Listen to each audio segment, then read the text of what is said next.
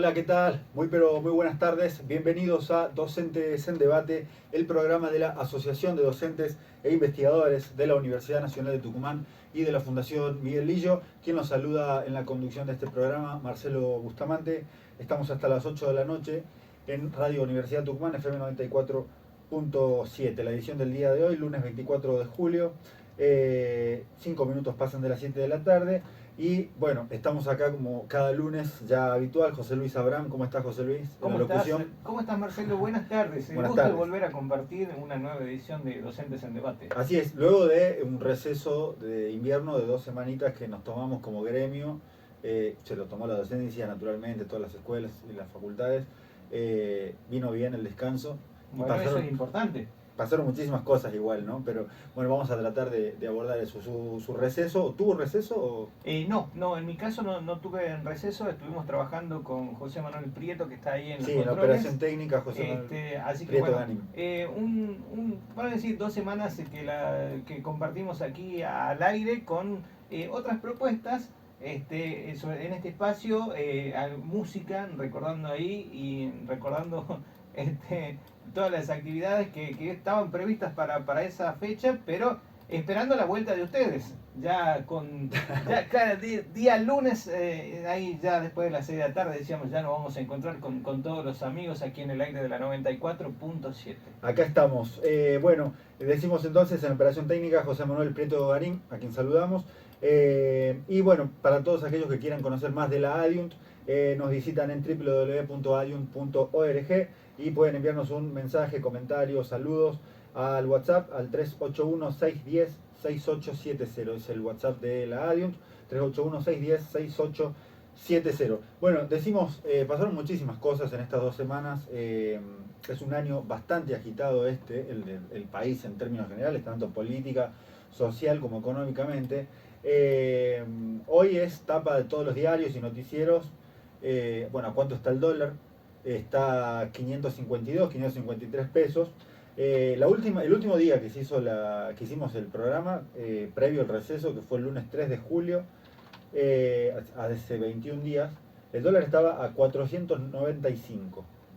Hoy está ya 30 pesos más en tan solo 21 días. Bueno, la noticia en realidad es que aumentó alrededor de 22, 23 pesos en un solo día, luego de los anuncios.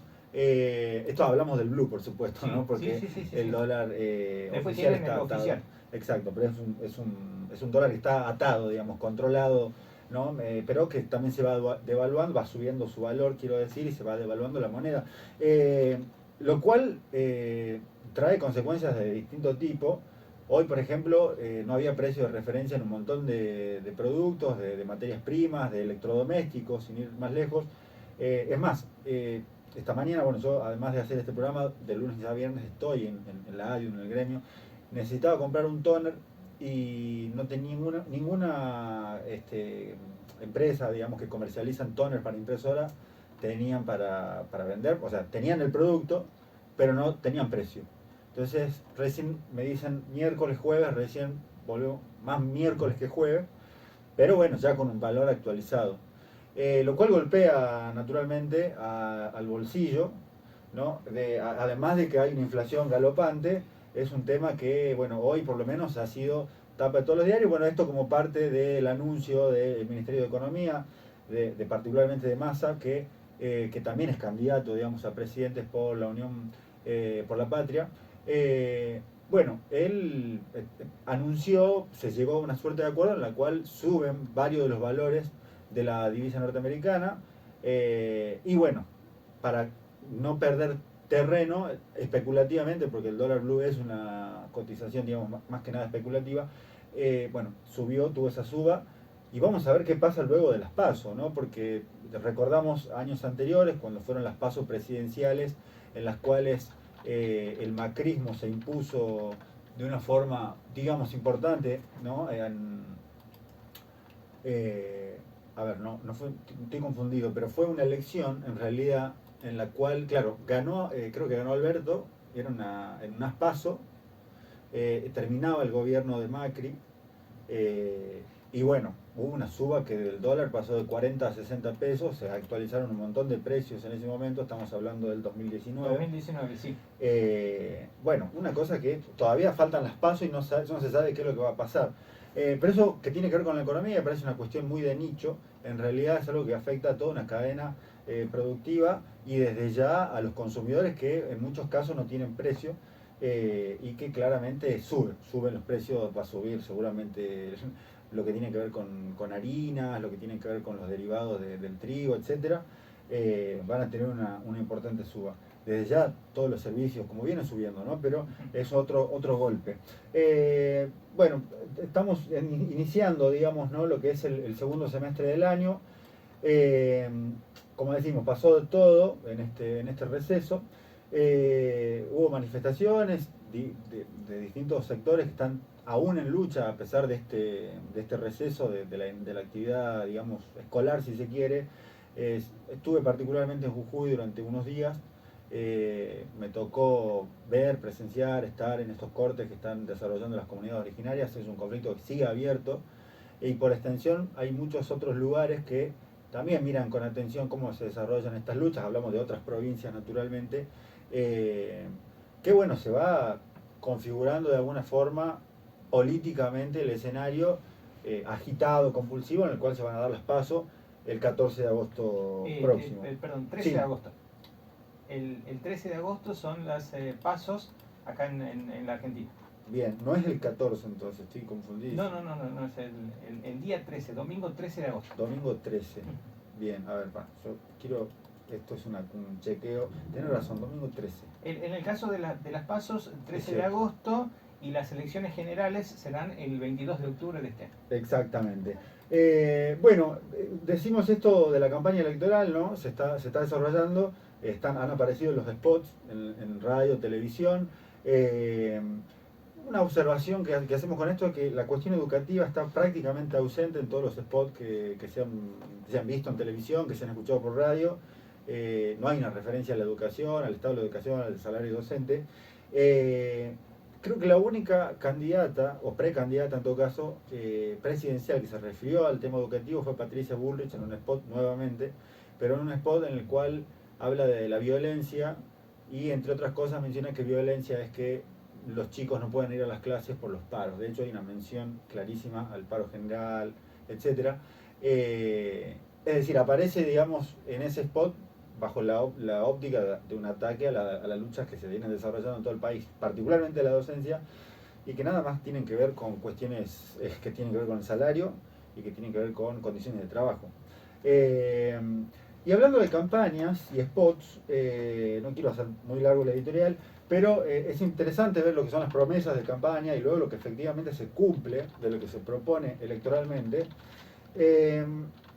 Hace no mucho tiempo, hablamos de poco más de un año, la Universidad Nacional de Tucumán tuvo su proceso eleccionario en el 2022. El 19 de mayo fue, si mal no recuerdo, la asamblea universitaria que finalmente, digamos, consagró la fórmula Pagani-Leal, quienes son actualmente el rector y vicerrectora de la UNT.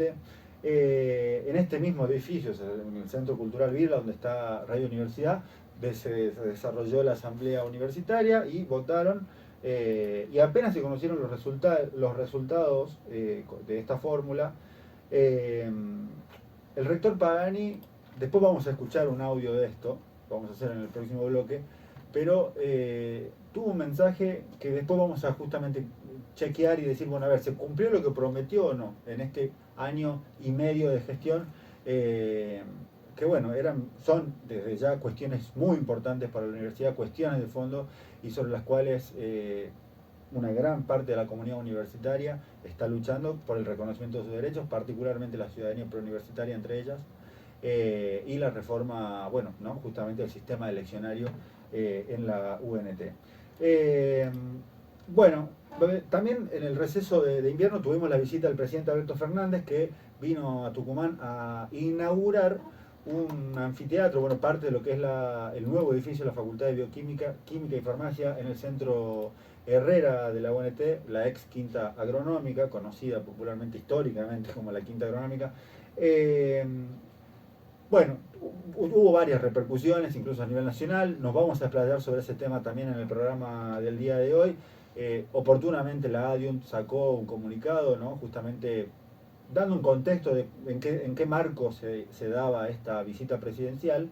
Y también hubo una situación bastante grave sobre la cual la ADIUNT también se pronunció, en la cual, bueno, tuvo como víctimas a los distintos periodistas que estaban ahí, que en el momento estuvieron prácticamente encerrados. La UNT también sacó un comunicado bastante criticable desde mi punto de vista y desde el punto de vista de la ADIUM también, donde se lava las manos y dice, bueno, esto no lo organizó la universidad, no tenemos nada que ver con lo que pasó con los periodistas. Bueno, por más, ¿no? O sea, si algo le pasa al otro, es importante también solidarizarse y ofrecer ayuda y ponerse a disposición. Bueno, vamos a tocar ese tema. En otro orden de cosas, dentro de este popurrí de temas que tenemos, la semana que viene el boleto urbano de pasajeros podría pasar a costar 120 pesos. Otro golpe al bolsillo. Casualmente se da luego de estos paros, que por supuesto, naturalmente los paros tienen que ver con mejoras salariales o porque en estos casos se pague correctamente el sueldo de los trabajadores choferes y de las empresas de transporte, pero uno no sabe hasta qué punto las patronales, o sea, los empresarios del transporte dicen, bueno, yo retengo este sueldo que puedo pagar para que hagan un paro y nosotros igualmente reclamemos al Consejo Deliberante que haya un aumento. Porque verdaderamente este tema es de larga data, digo, el de que no se resuelve, ¿no? La asimetría que hay en la repartición de los subsidios al transporte en las distintas provincias, porque si uno se pone a ver en Capital Federal, el área metropolitana de Buenos Aires, el AMBA, el AMBA, en ese caso, tienen con un boleto de, no sé, será menos de 1,50, menos de un peso 20 seguro. Perdón, 120 quiero decir, mucho menos que ese valor que acá se paga y que las distancias son mucho más cortas, ¿no? Acá podría costar 120 y tengo entendido que en Buenos Aires, Capital Federal por lo menos, es creo que 60 pesos.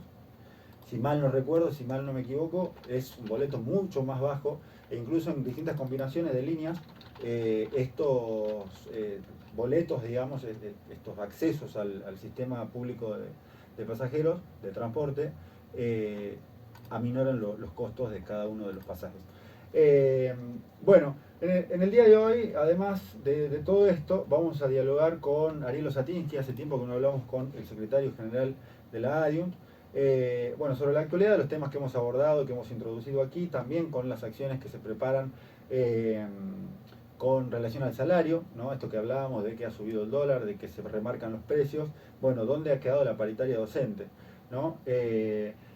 Y también en el programa de hoy, en el próximo bloque, pasada la media hora de este programa, vamos a entrevistar a Analía Ortigosa, docente de la Escuela de Enfermería, quien va a presentar de algún modo su tesis doctoral, que ha hecho un estudio muy minucioso, muy interesante sobre las condiciones en las cuales se desarrolla la educación en la Escuela de Enfermería, con condiciones sociales, con distintos ángulos, que realmente es muy interesante y vamos a hablar con ella de ese tema aquí. Vamos a hacer una breve pausa musical y ya regresamos con Docentes en Debate. Docentes en Debate. Ellos tienen la palabra. Bueno, vamos a introducirnos en el contenido del programa del día de hoy. Anunciábamos la entrevista a Ariel Osatinsky, que es secretario general de la ADIUNT. Estamos en comunicación telefónica con él. Ariel, ¿cómo estás? Marcelo Bustamante te saluda. Buenas tardes, ¿cómo están ustedes?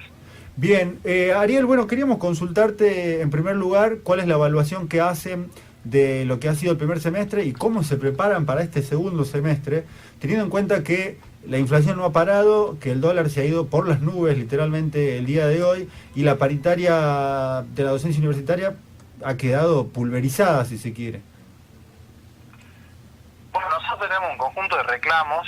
Uno de ellos, como bien señalabas vos, es la cuestión salarial, donde claramente nosotros consideramos que nuestros salarios siguen siendo golpeados día a día por la inflación y por lo tanto se debería reclamar a nivel nacional que la paritaria continúe, se reúna Pero bueno, lamentablemente nosotros dentro de lo que es nuestra federación, que es CONODE Histórica, no tenemos la mayoría, sino que la conducción a nivel nacional ha perdido la independencia en relación al gobierno y por lo tanto tiene expectativas en un gobierno que claramente está llevando adelante incondicionalmente los ajustes sobre los trabajadores. Por eso es que han firmado una paritaria que va hasta el mes de septiembre.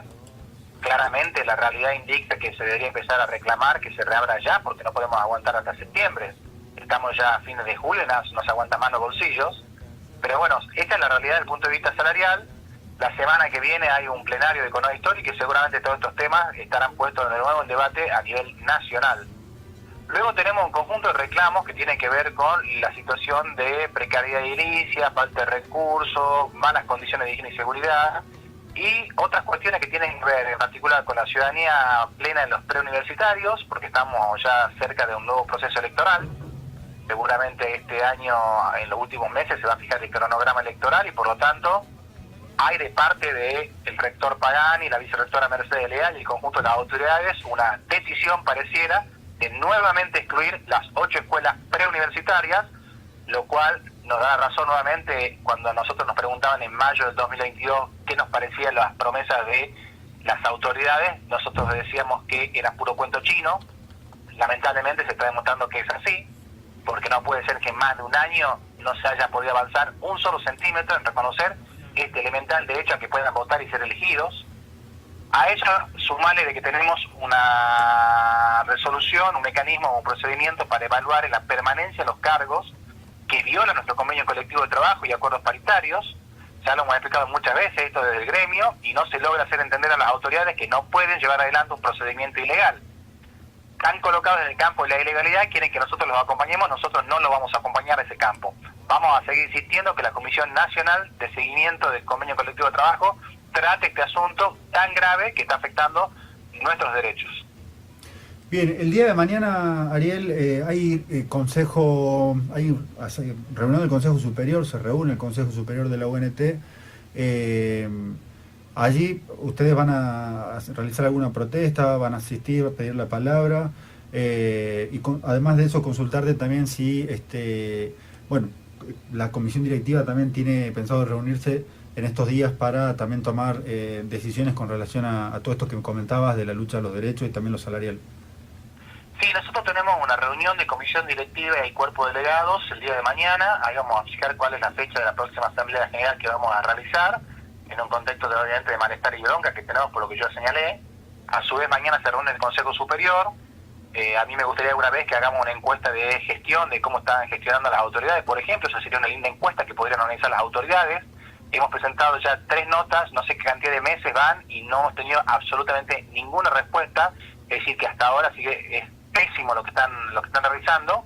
Entonces, bueno, mañana iremos a poner esto también en debate, a señalar estas cuestiones, porque además se agarran de un fallo de la justicia que no está firme para decir que pueden avanzar con un procedimiento que es ilegal, y todo eso todavía está en la justicia. Entonces realmente nos parece inaudito que autoridades que conocen cómo son los procedimientos actúen de esta manera, atropellando nuestros derechos. Bien, vamos a seguir de cerca esto, Ariel. Bueno, te agradecemos por tu tiempo y ya seguramente dejamos el contacto para otra oportunidad. Entonces mañana va a ser un día de toma de decisiones y seguramente el lunes que viene estaremos al tanto de todo lo que haya acontecido. Muchas gracias por tu tiempo. Bueno, gracias a ustedes.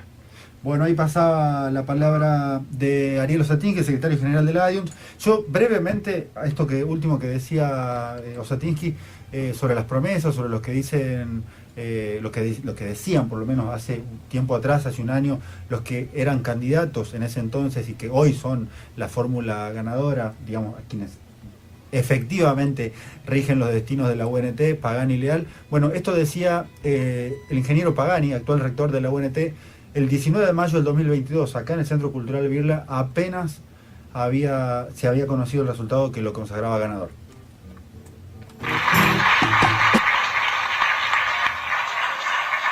Bueno, quiero agradecerles a todas, a todos por este día tan importante para nuestra universidad, en la cual todos hemos podido elegir libremente nuestras autoridades. Estamos muy contentos, muy emocionados muy respaldados por todos ustedes. Y quiero que sepan que vamos a trabajar con todas y para todas las facultades y escuelas, así que están cordialmente invitados a sumarse a este proyecto, que es un proyecto de construcción colectiva, con mucho diálogo, mucha participación y es valiosa la opinión de todos. Vamos con la ayuda de ustedes poder cumplir todos los objetivos y desafíos que nos propusimos durante la campaña. Entre ellos, y aprovecho ya para decirles, y ya que están todos aquí asambleístas, el compromiso de dar apertura próximamente a la asamblea para poder discutir la ciudadanía universitaria de todos los miembros de la comunidad de la UNT.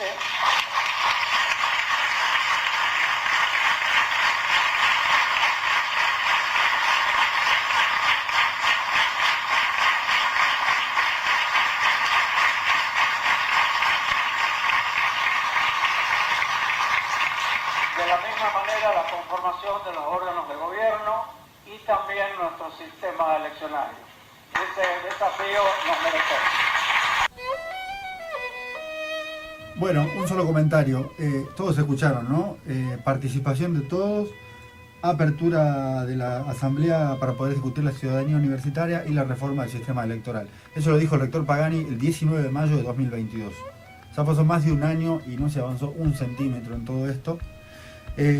Así pasó con el rector García, pero bueno, en el caso de él, el anterior rector convocó a la asamblea universitaria, pero bueno, finalmente se dilató, se diluyó y no se resolvió absolutamente nada. 31 minutos pasan de las 7 de la tarde, vamos a una tanda. Docentes en debate. Ellos tienen la palabra. 19 horas 38 minutos, estamos en la segunda parte, esto es Docentes en Acción. Docentes en debate. Y En también debate, en acción. le La cambié, verdad que, sí. no, está bien, le he cambiado el nombre José Luis, pero la verdad que no estaría mal, porque la ADIUN está en acción Sí, permanentemente. hay mucha actividad para compartir, actividades que por ahí se la repasan los días lunes, pero con una agenda muy cargada todos los días. Así es, así es. Bueno, vamos a la segunda entrevista que tenemos para el programa de hoy. Ya nos faltan 20 minutos de programa, pero vamos a tratar de Hay profundizar, tiempo. sí, de profundizar lo más que podamos. Estamos en comunicación telefónica con Analía Ortigosa. Ella es doctora en Ciencias de la Salud, docente de la Escuela de Enfermería de la Universidad Nacional de Tucumán. Y bueno, ella ha realizado una tesis doctoral justamente para doctorarse en Ciencias de la Salud en el Instituto Universitario del Hospital Italiano. Vamos a saludarla. Analía, buenas tardes. ¿Cómo te va? Marcelo Bustamante te saluda. ¿Qué tal? Buenas tardes. Muchas gracias por la invitación. No, por favor, Analía, muchas gracias a vos por tu tiempo. Bueno, la tesis, a ver, acá la tengo en la compu. El título es Estudio de las trayectorias, Estudio de las trayectorias académicas de estudiantes de la licenciatura en enfermería de la Universidad Nacional de Tucumán en las voces de sus actores. Bueno, me tomé el trabajo, no de leerla entera, pero sí de leer fragmentos y fui tomando ideas y realmente me pareció muy, muy interesante. La verdad que, bueno, básicamente, déjame que haga una breve introducción, Analía, igualmente vas a poder explayarte, pero bueno, esto de la escasez de profesionales de enfermería, ¿no?, que es un problema serio de salud pública, según la OMS y el CIE, en 2018 había un déficit de aproximadamente 5.9 millones de enfermeros y enfermeras, y se espera que para 2030, es decir, en 7 años, la cifra sea de 5.7 millones. En Argentina, aunque ha habido avances en la formación de enfermería, aún persiste una carencia cuantitativa de profesionales en algunas regiones. Este trabajo está realizado en la Universidad Nacional de Tucumán, se enfoca en describir las trayectorias académicas de estudiantes de la licenciatura de enfermería y explorar los factores que influyen en ellas. Se identificaron factores institucionales y obstáculos académicos como posibles causas de deserción y bajo rendimiento. Analía, bueno, con esta breve introducción, ¿Cómo fue el trabajo? Desde ya es muy interesante, porque este trabajo, quiero decir, cuantitativamente también se podría aplicar a otras facultades, porque hablamos de trayectorias académicas. Bueno, ¿qué fue lo que te llevó a trabajar sobre esto?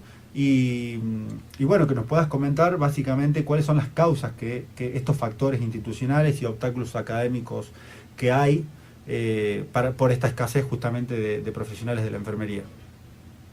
Bien, bueno, a mí me llevó a realizar este trabajo de investigación, trabajos de investigación previos que yo venía realizando. Yo soy docente desde hace más de casi 25 años en la Escuela de Enfermería. Comencé como ayudante estudiantil y, bueno, tengo el privilegio de dedicarme exclusivamente en la actualidad a la docencia, que es lo que amo hacer.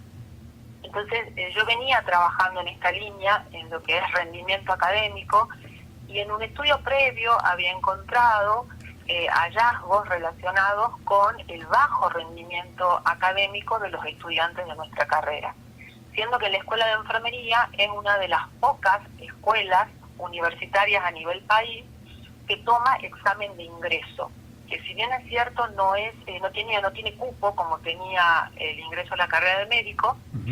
Sí, es un examen que el alumno tenía que rendir y aprobar y obtener una calificación mínima para poder ingresar. De hecho, se siguió tomando, ¿no? Sí. Hasta ahora, que es otra cuestión, es discutible, pero bueno, es la realidad de nuestra institución. Y la Escuela de Enfermería de la UNT es una de las escuelas que tiene la matrícula más alta de estudiantes a nivel país también. Es una de las escuelas más grandes y más antiguas, tiene más de 70 años la Escuela de Enfermería. Pero ¿qué pasaba? Tenemos muchos estudiantes, muchos alumnos que ingresaban, pero la tasa de egreso era muy baja. Entonces yo quería saber, y mi inquietud era saber cuáles eran los factores que estaban involucrados para que nosotros tengamos una tasa de deserción tan baja, que estaba muy por debajo de lo que es el promedio de la propia universidad. Bien, o sea, si hay tantos estudiantes, ¿por qué se reciben tan pocos? Exactamente. ¿Y Bien. por qué demoran tanto en recibir? Bien. Entonces, como yo ya tenía indicadores cuantitativos de cuántos egresaban, cuánto era el promedio de duración en estudios previos, a través de este doctorado lo que yo hice es aplicar lo que se denomina un diseño mixto. O sea, un análisis cuantitativo. Tomé el periodo 2015 al 2019 para describir el rendimiento, los principales indicadores del rendimiento académico, como es el promedio de duración, la relación ingreso-egreso, los promedios de calificaciones de los estudiantes, pero además completar este estudio con un enfoque cualitativo. ¿Y en qué consistió el enfoque cualitativo? En estudiar o aplicar la teoría de las representaciones sociales en los diferentes actores involucrados. Entonces, para ello, yo hice un trabajo de investigación donde entrevisté a 89 estudiantes que estaban cursando la carrera, para ver cuál era la percepción que ellos tenían, cuáles eran las principales dificultades en el avance de la carrera, por qué habían elegido estudiar enfermería. Y del mismo modo incorporé a estudiantes que habían egresado en los últimos años y también estudiantes que para el sistema eran considerados desertores. O sea, que hacía más de 2 años que no se habían reinscrito a la carrera, y como al no estar reinscrito, obviamente no podían cursar ni rendir ninguna materia. Bien. Y del mismo modo incorporé a otros actores institucionales, a los docentes, a profesores de primero a quinto año, tanto de materias disciplinares como no disciplinares, profesores a cargo de cátedras y jefes de trabajos prácticos, para ver cuál era la representación de este estamento de este fenómeno que se daba relacionado al bajo rendimiento académico y baja tasa de egreso de nuestros estudiantes. Y por otro lado, a un tercer grupo que yo denominé como referentes institucionales. ¿Quiénes eran los referentes institucionales? Las autoridades que estaban en ese momento. Entrevisté a exautoridades, entrevisté a referentes estudiantiles, representantes estudiantiles y a personal del departamento alumnos, que es la oficina administrativa que tiene el mayor contacto durante toda la vida estudiantil inclusive antes de ingresar a la carrera, cuando los chicos van a pedir información Seguro. sobre la carrera, y después de egresar, ¿no es cierto?, cuando van a hacer su trámite del título. Entonces yo con todo este trabajo de investigación lo que hice fue triangular los datos y ver cuáles eran los datos cuantitativos, y ahí yo encontré que tenemos un promedio de duración de la carrera que casi triplica la duración teórica. La licenciatura en enfermería tiene una duración teórica de 5 años, eso es lo que establece el plan de estudio. Sí. Pero tiene una característica. Cuando el alumno termina el tercer año, obtiene un título intermedio, que es el diploma de enfermera o enfermero universitario, que ya lo habilita para el ejercicio profesional. Entonces, la mayoría de los alumnos que cursan el cuarto y el quinto año, al que nosotros denominamos segundo ciclo de la carrera, lo hacen mientras ya está trabajando. Entonces, para los docentes y para los referentes institucionales, el hecho de trabajar de ese título intermedio era una de las principales, digamos, factores que intervenían en la prolongación de la carrera o en que el alumno no egrese. Ellos también hacían referencia a que uno de los principales factores era la cuestión económica, el nivel socioeconómico de los estudiantes de enfermería. También estas voces institucionales, incluidas o constituidas por los docentes y los referentes, hacían mención a la falta de vocación, o mejor dicho, que la vocación no había sido el primer, digamos, el motor en cuanto a la elección de la carrera. Porque es una carrera, como vos bien lo mencionaste al principio, hay una escasez mundial de enfermeros, Sí. entonces es una carrera con una salida laboral muy rápida. Es más, muchos estudiantes, inclusive antes de tener el título intermedio, ya están trabajando en algo relacionado con la enfermería, como por ejemplo el cuidado de pacientes domiciliarios, de adultos mayores, como acompañantes. Claro. Entonces ellos tenían esa representación. Factores socioeconómicos, estudiaron enfermería porque a lo mejor no pudieron ingresar a otra carrera. Y cuando yo les voy a preguntar a los estudiantes, a las voces estudiantiles, todos, tanto egresados como inclusive los propios alumnos desertores y los regulares, ellos coincidieron en que la principal dificultad no era el factor económico, sino las barreras académicas. Bien. Cuando ellos hacían mención a las dificultades académicas, hacen referencia a la masividad, a la falta o a la escasa infraestructura que la Escuela de Enfermería tiene para poder desarrollar las actividades tanto teóricas como prácticas. Hacen mención al déficit de docentes para el desarrollo de las prácticas asistenciales. La enfermería se caracteriza por tener un currículum donde casi el 80% de la carga horaria de la carrera son prácticas asistenciales, y la disminución de las actividades prácticas debido, ¿no es cierto?, a esta masividad y a la falta de recursos docentes.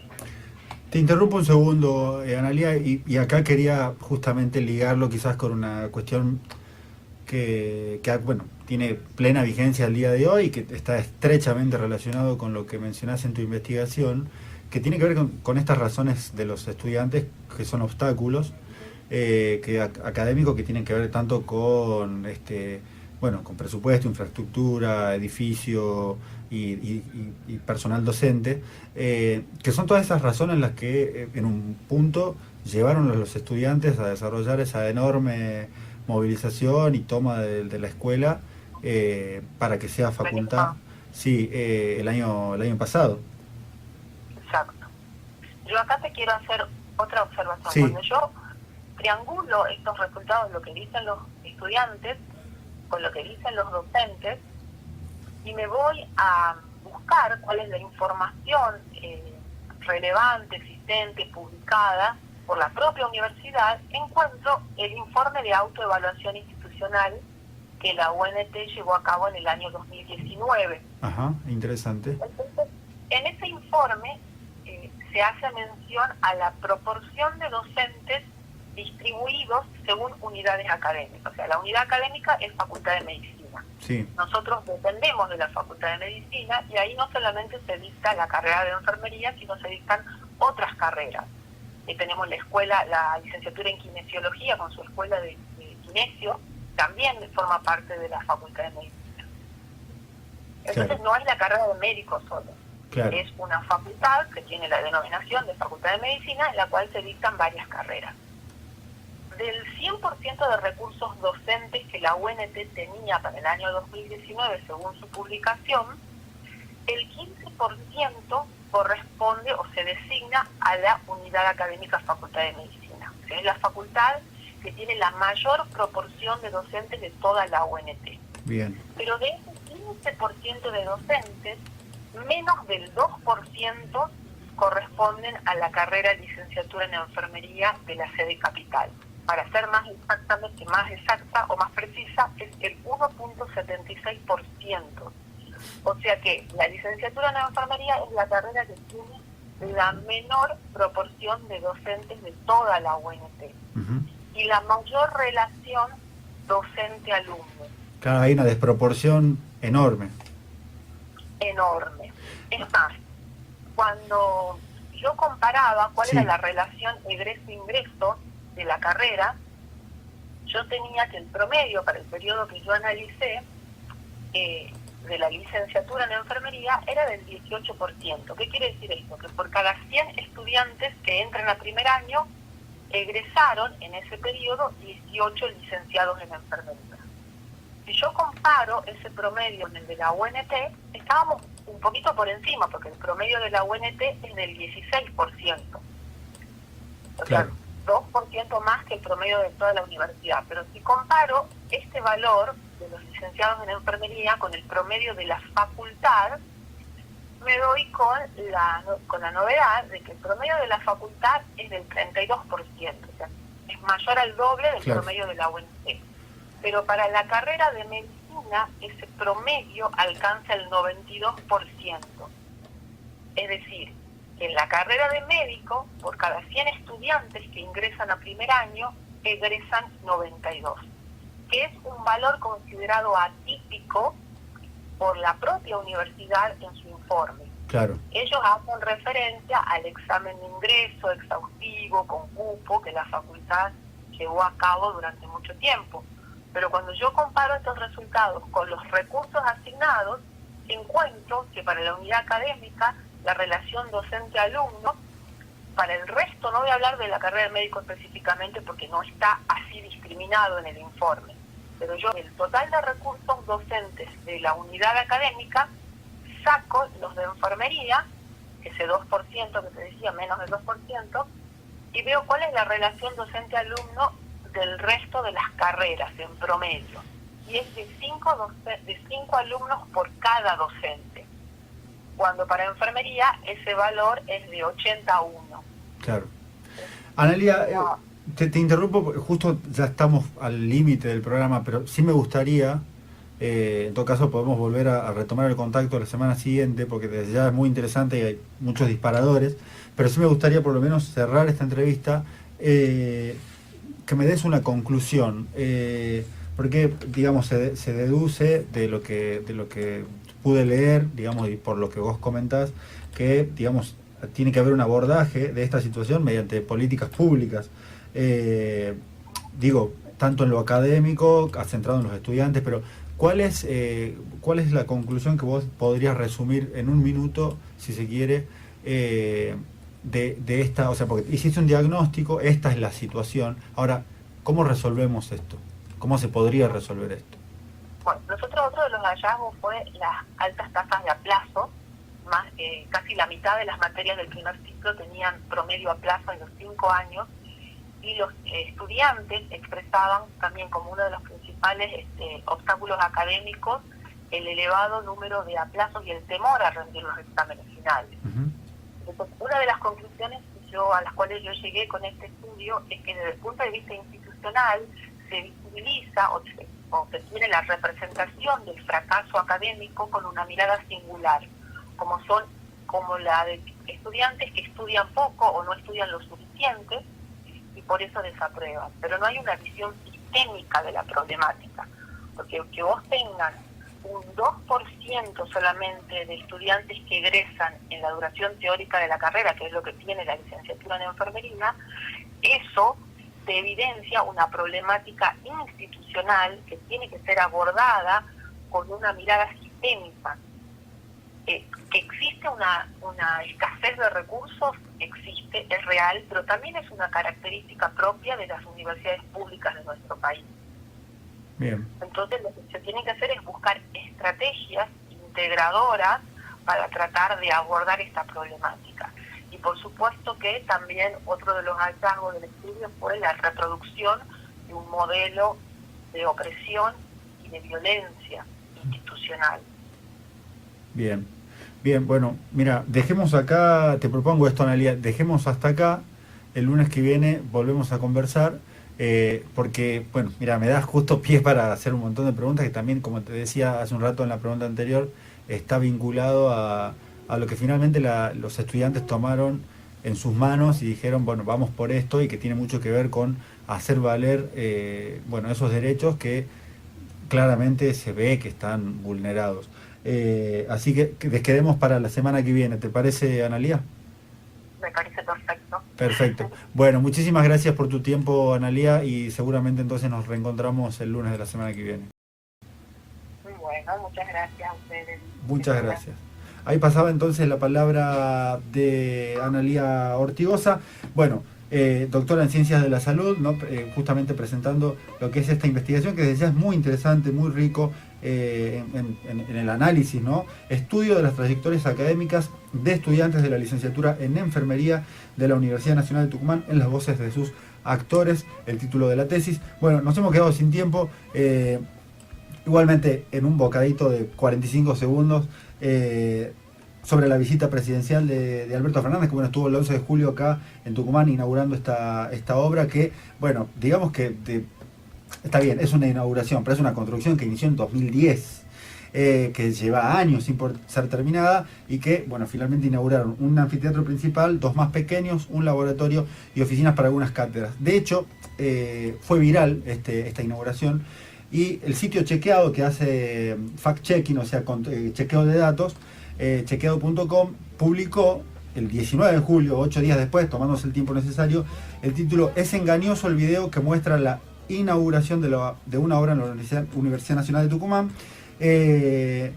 Bueno, dice lo que se inauguró fue un sector terminado, y lo visto en los videos es otra parte de la obra de esa facultad que todavía está pendiente de finalización. Se viralizaron las fotos del esqueleto, ¿no? Pero bueno, vamos a seguir dialogando sobre este tipo de cosas que suceden en la Universidad Nacional de Tucumán. Nos quedamos sin tiempo, nos despedimos.